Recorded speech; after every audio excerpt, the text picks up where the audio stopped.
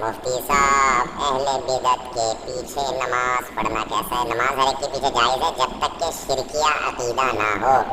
شرکیہ کا مطلب نبی صلی اللہ علیہ وسلم کو حاضر ناظر سمجھتا ہو، مشکل کشا سمجھتا ہو، تو پھر اس کے پیچھے نماز پڑھنا جائز نہیں ہے۔ نبی کو بشر نہ سمجھتا ہو، نور سمجھتا ہو، یعنی بشریت کی فہرست سے نکال دیا ہو، پھر ایسے شخص کے پیچھے نماز پڑھنا جائز نہیں ہے۔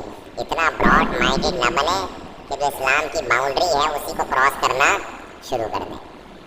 تو عقیدہ جو ہے نا، توحید کا عقیدہ وہ رکھنا ایمان کے لیے ضروری ہے۔ عمل بے شک خراب ہو، ہر ایک کے پیچھے نماز ہو جاتی ہے، لیکن عقیدہ اتنا خراب کہ اسلام کے دائرے سے نکل جائے۔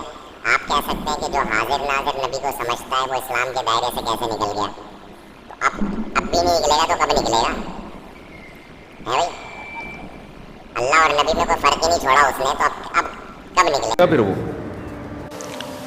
سعودی عرب کے جتنے علماء، جتنے ائمہ ہیں، ان کا یہ عقیدہ ہے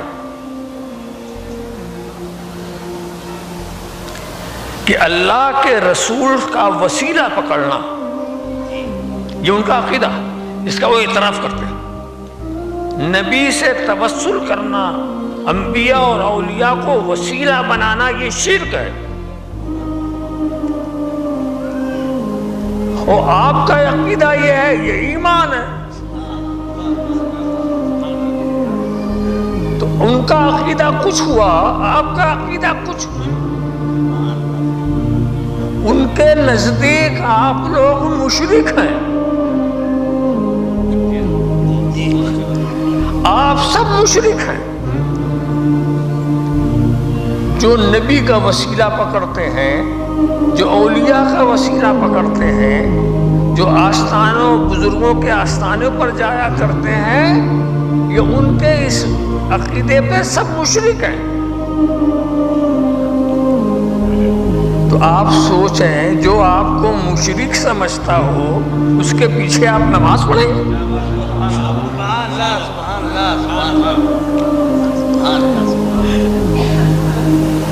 میں اس میں ایک علمی نقطہ بتا دوں، اور اگر آپ نہ سمجھیں گے تو یہاں اتنے علماء کرام ہیں، وہ سمجھا دیں گے آپ۔ علمی نقطہ یہ ہے کہ سعودی امام کا عقیدہ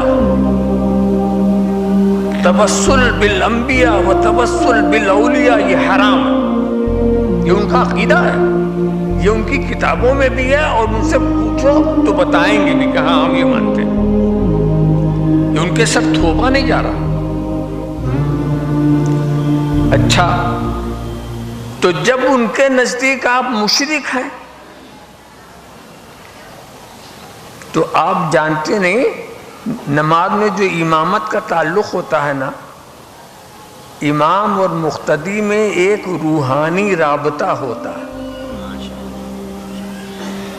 امام اور مقتدی میں جب آپ کسی کو امام کہتے ہیں تو ایک روحانی رابطہ ہوتا ہے، اور کم سے کم اس رابطے کا نتیجہ کیا ہوتا ہے کہ آپ کو یقین ہو کہ ہمارا امام غلطی پر نہیں ہے، جس امام کے ہم پیچھے پڑھ رہے ہیں وہ ہمارا خطا پر نہیں ہے۔ یہ اعتقاد ہونا چاہیے۔ اگر آپ کا اعتقاد یہ ہے کہ ہمارا امام ہی گمراہ، تو وہ روحانی رابطہ نہیں پیدا ہوگا۔ ایسے امام کے پیچھے آپ کی نماز کہاں سے ہو جائے گی؟ تو کم سے کم یہ اعتقاد ہونا چاہیے۔ ہر امام کو اس بات کے، جس کو مقتدی بناتا ہے نا، اس کے اقتداء کی نیت کرتا ہے۔ آپ جس کو امام بناتے ہیں اس کی امامت کی نیت کرتے ہیں پیچھے اس امام کی۔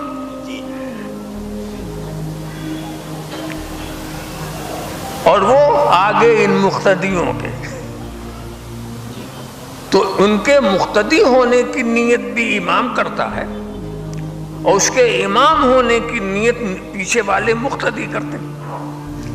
اگر وہ نیت نہ کریں تو نماز نہیں ہوگی۔ کوئی ہمارے پیچھے آ کے کھڑا ہو جائے، ہم اس کی اقتداء کی نیت نہ کریں تو ہم اس کے امام نہیں، وہ ہمارا مقتدی نہیں۔ ایسے کھڑے ہو جانے، ہمیں نیت کرنا ضروری ہے، وہ نیت کرے کہ ہم اس کے امام ہیں، ہم نیت کریں وہ ہمارا مقتدی ہے، تب تو معاملہ ٹھیک ہے۔ مگر اس میں کسی کی نیت میں گڑبڑی ہو گئی تو نماز نہیں ہوگی۔ اب یہ بتاؤ، سعودی امام جو توسل بالانبیاء، توسل بالاولیاء کو شرک بتاتا، وہ ایسوں کو اپنا مقتدی کیسے بنائے گا؟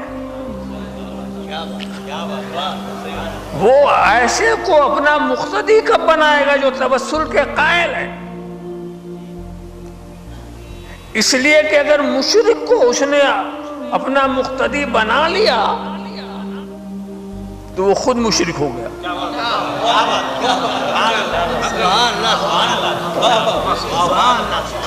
وہ خود مشرک ہو گیا،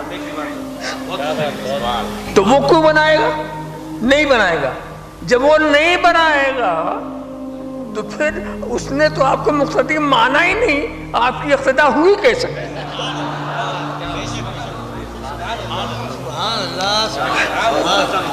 اگر وہ مان لے تو مشرک وہ ہوتا، نہ مانے تو نماز آپ کی جاتی۔ تو ایسے کے پیچھے کیوں کھڑے ہوتے ہو کہ نماز پڑھ کر بھی نماز نہیں پڑھی؟